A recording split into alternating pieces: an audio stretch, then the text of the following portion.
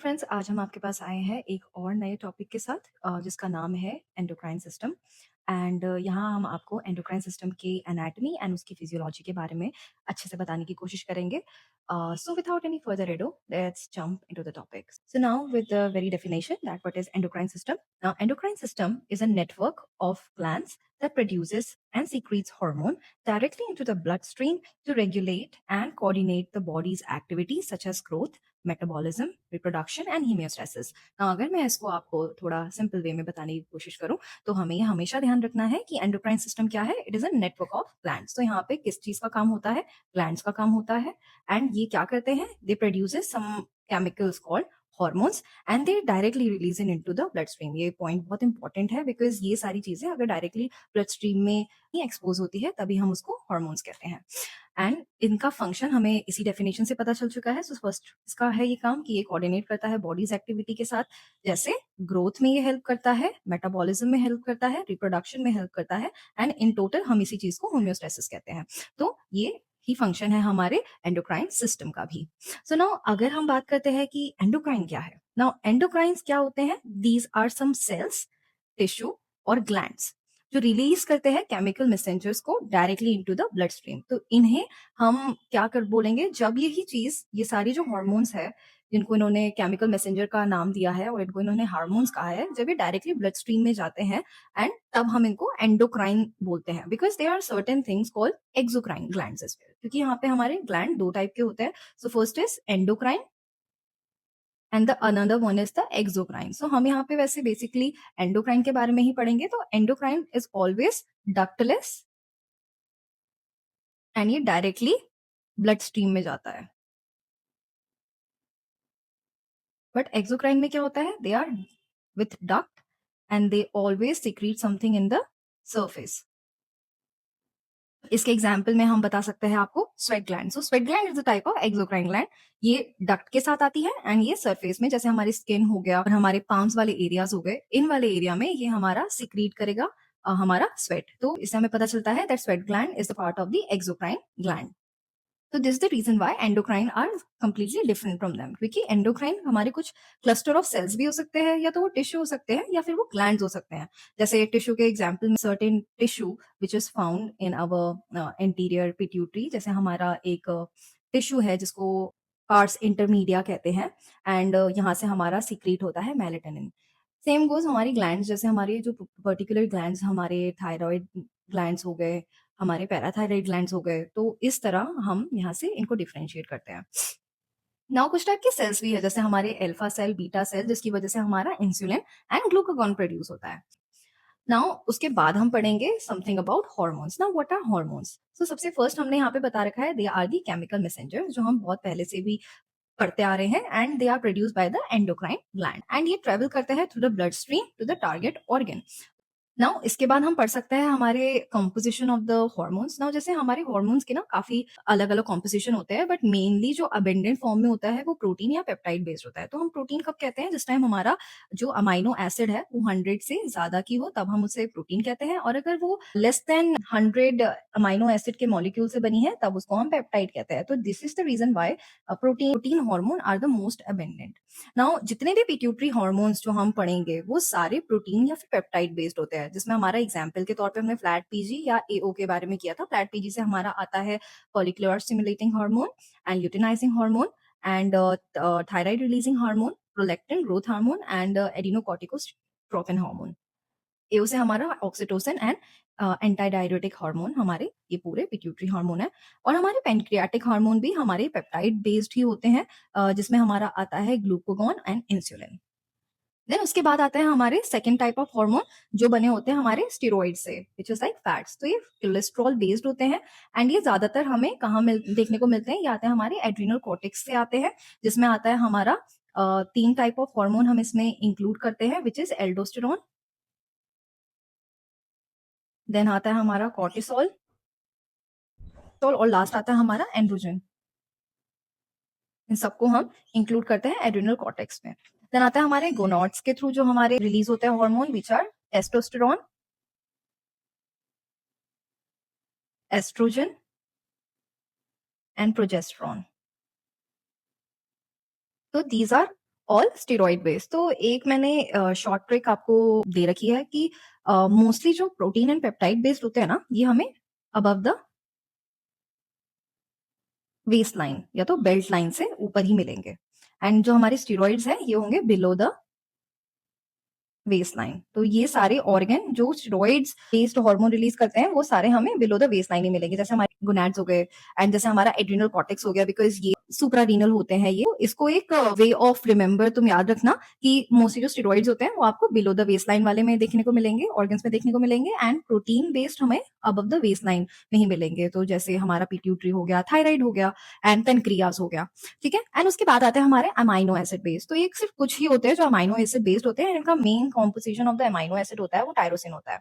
तो ये आता है हमारा एड्रिनल मेडुला, जिसमें हमारा कैटाकोलेमिन्स होता है। इसमें आता है हमारा ADR, I mean adrenaline, non adrenaline and dopamine, ठीक है।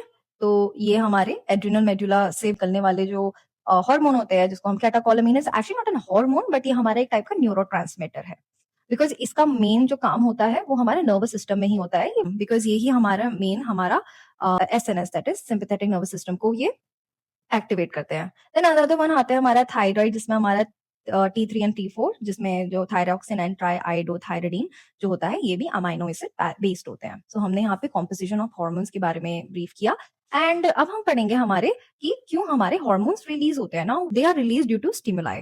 नाउ अभी हम पढ़ेंगे कि like what type of stimuli. तो यहाँ पे 3 टाइप ऑफ स्टिमुलाई के बारे में हमने यहाँ पढ़ रखा है। So first type of stimuli होता है हमारा न्यूरल। तो इस टाइम पे ये हार्मोन हमारे एक्चुअली न्यूरोट्रांसमीटर बोला कहलाएंगे। Now they are not just hormone, they are neurotransmitter because somehow they are taking part in the nervous system. So now certain hormone that is released because neurons are trailing them. So neurons tell adrenal medulla to release hormone which is catecholamines or catecholamines. So यही हमारा बहुत ज्यादा important है for sympathetic nervous system के लिए। Same goes with the acetyl choline, हमारा एक example है जो हमारा पैरासिम्पैथेटिक नर्वस सिस्टम के लिए रिस्पॉन्सिबल है। तो अगर हमें ये न्यूरल स्टिमुलाई मिलता है जिसकी वजह से ये कैटाकोलामीन का रिलीज होता है, तब हम इसको न्यूरल टाइप ऑफ स्टिमुलाई कहते हैं। And at this point of time they are actually neurotransmitter and they are not just hormone at that point of time. Second आता है हमारा हार्मोनल। अगर एक हार्मोन दूसरे ग्लैंड को बोल रहा है सिक्रीट करने के लिए हार्मोन, तब उसको हम हार्मोनल कहते हैं। तो इसका मेन जो हम एग्जाम्पल ले सकते हैं वो ले सकते हैं पिट्यूटरी का, बिकॉज पिट्यूटरी से बहुत सारे हार्मोन निकलते हैं, जैसे थायराइड स्टिमुलेटिंग हार्मोन है ना, एंड नोकॉर्टिकोट्रोपिन हार्मोन, एसीटीएच हार्मोन है ना, एंड हमारा ग्रोथ हार्मोन, ये सारी चीजें हमारी रिलीज होती है पिट्यूटरी से। नाउ पिट्यूटरी अगर दूसरे हार्मोन जैसे थायराइड हार्मोन को बोल रही है कि thyroxine and triiodothyronine like T3 and T4 को रिलीज करने के लिए, इस टाइप की एक्टिविटी को हम हार्मोनल कहते हैं। तो these type of stimuli are hormonal when one hormone is telling the another gland to release hormone. तो जैसे हमने यहाँ पे आपको एग्जाम्पल के तौर पे ये बताया। एंड मोस्टली यहाँ पे क्या होता है, they are always suffix with tropic. जैसे के एग्जाम्पल में हम बताते हैं आपको corticotropic hormone, corticotropic releasing hormone है ना, तो ये always suffix with this word called tropic. Now the third आता है हमारा ह्यूम्यूरल।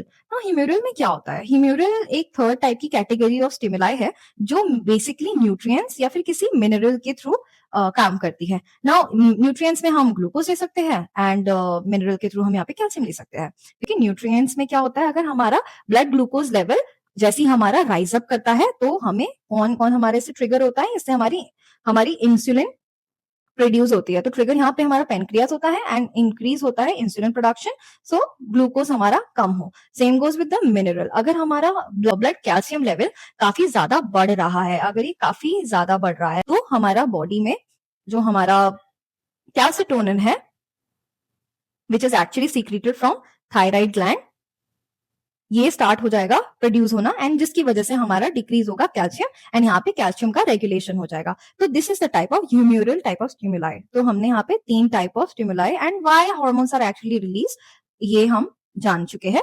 Now how hormones are regulated, this is very very much important and काफी लोगों को ये कंफ्यूजिंग भी लगता है, but is actually very simple and I will try my best to explain you guys. So how these hormones are regulated, तो इसी को हम positive feedback mechanism and negative feedback mechanism के हिसाब से पढ़ेंगे। Now this is a type of एक homeostatic mechanism भी है। तो फर्स्ट हम पढ़ते हैं चलो पॉजिटिव फीडबैक के बारे में। तो नाउ पॉजिटिव फीडबैक मैकेनिज्म में क्या होता है? ये हमेशा कॉज करता है इंक्रीज इन द सिस्टम। ये हमेशा इंक्रीज करेगा कोई फंक्शन को सिस्टम में। तो अगर जैसे कुछ चीज बढ़ रही है तो ये उसे बढ़ाएगा ही। सपोज हम एग्जांपल पे ले सकते हैं, किसी का टेम्परेचर अगर इंक्रीज हो रहा है तो पॉजिटिव फीडबैक मैकेनिज्म क्या करेगा, ये उसके टेम्परेचर को और बढ़ाने की कोशिश करेगा, तब हम उसको पॉजिटिव फीडबैक मैकेनिज्म कहते हैं। And it always goes in the direction of the change. तो जैसे मैंने आपको एग्जाम्पल बताया, अगर पेशेंट का बॉडी टेम्परेचर इंक्रीज हो रहा है, पॉजिटिव फीडबैक मैकेनिज्म क्या करेगा, उसका टेम्परेचर इंक्रीज ही करेगा, या अगर डिक्रीज हो रहा है तो डिक्रीज ही करेगा। तो इसको अगर हम जानने की कोशिश करें, इसका सबसे अच्छा एग्जाम्पल आता है हमारा oxytocin release during child labour. तो अगर चाइल्ड बर्थ के टाइम पे हमारा जो ऑक्सीटोसिन का प्रोडक्शन होता है, जो हमारा ऑक्सीटोसिन की रिलीज होती है, it is only and only based on the positive feedback mechanism. So now यहाँ पे पॉजिटिव फीडबैक की अगर हम बात करते हैं तो यहाँ पे हमारे 3 टाइप ऑफ चीजें देखने को मिलती है। तो फर्स्ट आती है हमारा detector, control centre and the effector. So detector जहाँ पे हमें चीज पता चलेगी कि हमें इस चीज की जरूरत है, वो इस पर्टिकुलर चीज को डिटेक्ट करेगा। That's why that particular organ और that particular tissue is called detector. And control centre वो होगा जहां से वो पर्टिकुलर चीज रिलीज होगी, एंड जो चीज कंट्रोल सेंटर से रिलीज होगी वो अफेक्टर सेल में जाके बाइंड करेगी एंड वहां पे वो अफेक्ट दिखाएगा। These 3 are the component of the any feedback mechanism. तो यहाँ पे हमारा अगर हम चाइल्ड बर्थ की बात करते हैं तो हमारा सबसे फर्स्ट आता है डिटेक्टर। तो यहाँ पे क्या आता है, हमारा touch receptor which are found in vulva, female genitalia या फिर वजाइना में जो हमारे रिसेप्टर्स होते हैं वो डिटेक्ट करेंगे that there is a need of more stretching because baby is not able to come out. तो उस टाइम पे जब ये डिटेक्टर हमारा सिग्नल देगा, किसको, हमारी पोस्टीरियर पिट्यूटरी को ये सिग्नल देगा to increase the oxytocin release. तो जब ज्यादा से ज्यादा ऑक्सीटोसिन रिलीज होगा तो हमारा जो अफेक्टर सेल है, जो हमारा अफेक्टर एरिया है, वहां पे क्या देखने को मिलेगा, ऑक्सीटोसिन रिलीज का affect which is increase in contraction of the vulva. तो यहाँ पे हमें इंक्रीज कंट्रैक्शन ऑफ वल्वा देखने को मिला, एंड इंटर्न यहाँ पे इंक्रीज हुए हमारे और कंट्रैक्शन और वल्वास एंड जो भी उसकी सराउंडिंग मसल्स है, एंड जिसकी वजह से हमारा बेबी बॉर्न हुआ। तो ये पॉजिटिव फीडबैक तब तक चलता रहेगा जब तक हमारा बेबी हमारे वजाइना से आउट नहीं हो जाएगा, तब तक ये हमारा पॉजिटिव फीडबैक मैकेनिज्म चलता रहेगा। एंड उसके बाद जब हमारा बेबी बॉर्न हो जाएगा तब जाके हमारा शुरू होगा नेगेटिव फीडबैक मैकेनिज्म, जहां पे हमारा लोअर हो जाने लगेगा हमारे ऑक्सीटोसिन के लेवल का। So now negative feedback mechanism, अब यहाँ से हम कंटिन्यू करते हैं। तो नेगेटिव फीडबैक मैकेनिज्म में क्या होता है, it causes decrease in the function. So most of the time यहाँ पे डिक्रीज इन द फंक्शन ही देखने को मिलता है, and it works opposite to the change. तो जैसे मैंने आपको बताया था, यहाँ पे पहले तो हमारा कॉन्ट्रैक्शन उन्होंने बहुत बढ़ाई, अब हमारा बेबी बॉर्न हो गया है, अब हमें कॉन्ट्रैक्शन और ज्यादा नहीं चाहिए, अभी हमें उसे कम करवाना है। तो यहाँ पे अब नेगेटिव फीडबैक शुरू हो जाएगा। पर इसकी एग्जाम्पल के लिए मैंने आपको दिया है द इंसुलिन। इंसुलिन किस तरह हमारा ग्लूकोज को रेगुलेट करती है। तो नाउ यहाँ पे जो सबसे फर्स्ट हमारा जो डिटेक्टर होगा वो कौन होगा, beta cell of the pancreas. तो ये जो beta cell of the pancreas होंगे वो क्या देखेंगे कि हमारा ब्लड ग्लूकोज लेवल बढ़ रहा है। यही जो कंट्रोल सेंटर है which are the beta cell of the pancreas, यही कंट्रोल सेंटर हमारा इंसुलिन का सिक्रीशन करेगी। एंड इसके अकॉर्डिंग जो हमारा इफेक्ट आएगा, तो हमारे इफेक्टर्स यहाँ पे कौन कौन हो सकते हैं, हमारे लिवर हो सकते हैं, मसल्स हो सकते हैं, फैट टिश्यू है। तो लिवर, मसल्स और फैट टिश्यू हमारा ग्लूकोज लेंगी, उसका अपटेक करेगी, जिसकी वजह से हमारा डिक्रीज होगा ब्लड ग्लूकोज, एंड हमारा जो लिवर है वो स्टोर करेगा ग्लूकोज को in the form of glycogen, and in turn हमारा ब्लड ग्लूकोज लेवल कम होगा। जैसे ही हमारा ब्लड ग्लूकोज लेवल कम होगा, हमारी बॉडी है वो हमारे पेनक्रियाज को सिग्नल देगी that it's enough and I have achieved the optimal blood glucose level. Now there is no need of producing more insulin. So here is the negative feedback and हमारा जो insulin का production है वो cut off हो जाएगा। तो now हम आपको बताएंगे एंडोक्राइन ग्लैंड्स के बारे में एंड उनके सिक्रीशंस के बारे में। तो कौन कौन से हमारे एंडोक्राइन ग्लैंड है जो हमारी बॉडी में मिलते हैं, एंड उनके सिक्रीशन, एंड हम थोड़ा बहुत उनके फंक्शन के बारे में भी ऊपर से यहाँ पढ़ लेंगे। बाकी हम बाद में डिटेल में पढ़ेंगे दूसरी वीडियो में।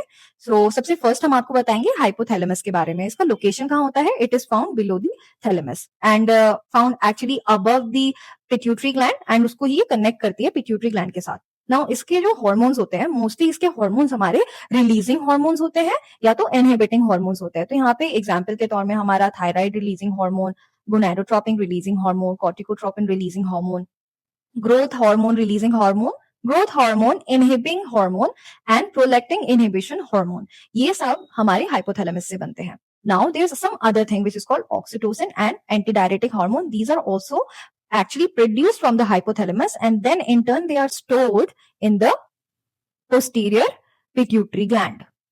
तो इसका जो एक्चुअली ओरिजिन होता है वो हमारे हाइपोथैलेमस से ही होता है.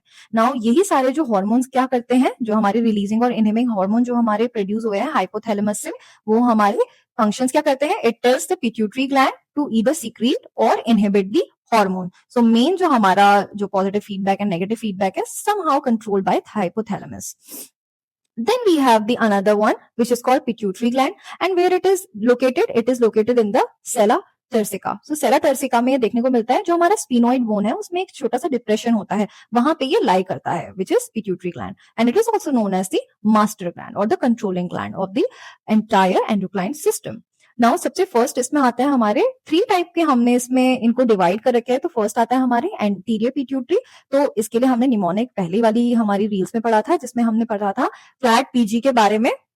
तो इसमें आता है हमारा फर्स्ट ग्रोथ हार्मोन, जिसमें हमने इसका मेन फंक्शन क्या होता है, ये इंक्रीज करता है ग्रोथ की by the help of mitosis and increase करता है ब्लड ग्लूकोज. सेकंड आता है इसका थायराइड स्टिमुलेटिंग हार्मोन, जो हमारा सीक्रेट करता है T3 and TSH from thyroid gland. Then आता है हमारा एडिनोकोर्टिकोट्रोपिन hormone which causes increase in corticosteroids production और mineralocorticosteroid production और the androgen जो हमने हमारे एड्रिनल ग्लैंड में देखने को मिलते हैं. देन आता है हमारा ल्यूटेनाइजिंग हार्मोन, जो हमारा हेल्प करता है ओव्यूलेशन में in female and testosterone production in male. Then आता है हमारा फॉलिकुलर स्टिमुलेटिंग हार्मोन, जो हमारी फॉलिकल ग्रोथ करता है during the cycle of the menstruation. And then आता है हमारा प्रोलैक्टिन, जो हमारा प्रोड्यूस करता है milk. So these are the hormones of the anterior pituitary. And then उसके बाद हम पढ़ेंगे पोस्टीरियर पिट्यूटरी के हार्मोन, जिसमें 2 ही टाइप के हार्मोन्स आते हैं, which is actually produced in the hypothalamus and then they are stored in the posterior pituitary. तो यहाँ पे सबसे फर्स्ट आता है एंटाइडायरेटिक हार्मोन, जो हमारा रिटेन करता है वाटर एंड सोडियम एंड ये इंक्रीज करता है बीपी. एंड देन आता है हमारा ऑक्सीटोसिन, जो हमारा इंक्रीज करता है uterine contraction. Also it increases the milk let down in case of the lactating mother. Then there is another portion which is found in between the anterior and posterior pituitary, which is pars intermedia, but somehow it is shifted towards the anterior pituitary. So ज्यादातर books में आपको ये anterior pituitary का part ही मिलेगा. तो ये secret करता है MSH, which is melanocyte stimulating hormone. तो ये क्या करता है, it increases melanin production in the skin, which actually give the skin pigmentation. Then another one is the pineal gland. Now pineal gland is found in between 2 hemisphere and they are actually located in the groove, in the upper groove of these hemisphere, and they produce melatonin. तो ये melatonin का production करते हैं and melatonin का main काम क्या होता है, it regulate the circadian cycle. तो ये स्लीप एंड अवेक साइकिल को रेगुलेट करते हैं. So this is about pineal gland. Then another one जो हम पढ़ रहे थे थायराइड ग्लैंड के बारे में. तो थायराइड कहाँ पे है, it is found below the larynx and anterior like front of the trachea and below the larynx हमें मिलता है. इससे जो हमारे हार्मोन्स आते हैं वो होता है T3 and T4, which is thyroxine and triiodothyronine. तो ये क्या करता है, हमारा इंक्रीज करता है मेटाबॉलिक रेट एंड दूसरा ये हमारा रिलीज करता है which is called calcitonin, and ये क्या करता है, डिक्रीज करता है blood calcium. So it basically regulates the blood calcium. Then fifth आता है हमारा parathyroid gland. So parathyroid gland कहाँ देखने को मिलता है, हमारे posterior portion of the thyroid gland में देखने को मिलता है. So thyroid gland is actually butterfly type of gland. इसकी शेप इस टाइप की ही होती है एंड ये चीजें हमें पैराथायराइड ग्लैंड होती है, जो हमारे चारों कोने ऑफ द थायराइड ग्लैंड में देखने को मिलती है. This whole is a thyroid gland and these are the parathyroid gland. Now they are fine, but यार पोस्टीरियरली है, 4 ग्लैंड्स ऐसे चिपके हुए मिलेंगे आपको थायराइड ग्लैंड के. सो नाउ दीज ग्लैंड्स का मेन काम क्या होता है, they produce PTH hormone which is parathyroid hormone and ये इंक्रीज करता है ब्लड कैल्शियम. देन उसके बाद आता है हमारा another one which is adrenal medulla. So adrenal medulla is always a suprarenal gland and इससे निकलता है हमारे कुछ catecholamines which is adrenaline, non adrenaline and dopamine. So इनका क्यूमुलेटिवली काम क्या है, हमारा ये इंक्रीज करता है heart rate, cardiac output and increase करता है blood flow, mainly important in the state of flight and fight. And ये mainly SNS which is sympathetic nervous system को रेगुलेट करते हैं. देन 7th आता है हमारा एड्रिनल कॉर्टेक्स, जो हमारा अगेन सुप्रारेनल ग्लैंड है। ये हमारा अबव किडनी देखने को मिलता है। इसके 3 टाइप्स के ये हमारे हार्मोन्स निकालता है। First is glucocorticoids, mineralocorticoids and third one is the sex hormone. So glucocorticoids में हम कॉर्टिसोल के बारे में पढ़ते हैं एंड मेन इसका फंक्शन क्या होता है, इंक्रीज करता है ब्लड ग्लूकोज एंड ये इंक्रीज करता है protein breakdown. And mineralocorticosteroids which are aldosterone, ये इंक्रीज करता है हमारा सोडियम एंड वाटर का reabsorption. And sex hormone which is like androgen, तो ये स्टिमुलेट करता है हमारे रिप्रोडक्टिव ऑर्गन को। एंड द लास्ट वन हम जो पढ़ते हैं विच आर पेनक्रियाज। तो पेनक्रियाज एक्चुअली दोनों टाइप का हमारा ग्लैंड है। It is exocrine as well as endocrine. तो एंडोक्राइन में तो हमारा ये इंसुलिन एंड ग्लूकागॉन प्रोड्यूस करता है एंड ये कहाँ से रिलीज होते हैं, they are release from the islets of the Langerhans and pancreas actually found behind the stomach, so that's why it is retroperitoneal organ and इससे रिलीज होते हैं। तो एंडोक्राइन जो पोर्शन इसका रिलीज करते हैं ये है इंसुलिन एंड ग्लूकागॉन। इंसुलिन का काम होता है to decrease glucose and glucagon का जो फंक्शन होता है इट इंक्रीजेस ग्लाइकोजन ब्रेकडाउन, तो somehow it increases the glucose. तो ये एक दूसरे के विपरीत काम करते हैं। Now exocrine of the pancreas की अगर हम बात करते हैं तो इससे हमारा जो सीक्रेट होता है which is trypsin and lipase and amylase, ये सारी चीजें हमारा हेल्प करती है। They are with duct, they are not ductless and ये हेल्प करती है हमारा हमारे फूड के मेटाबोलाइजेशन में, so during the digestion. So these are the things that we have read about the endocrine gland. इसके हमने सिक्रीशंस एंड इसके हमने फंक्शंस आपको अभी ब्रीफ किए हैं। आने वाली वीडियोस में हम आपको यह एकदम अच्छे से समझाएंगे एंड इसके प्रॉपर फंक्शंस बताएंगे एंड इसके बाद जाके हम इससे रिलेटेड डिजीज कंडीशन के बारे में पढ़ेंगे। I hope you understand this topic and I try to make it simple and short. So yeah, see you in the next video. Bye.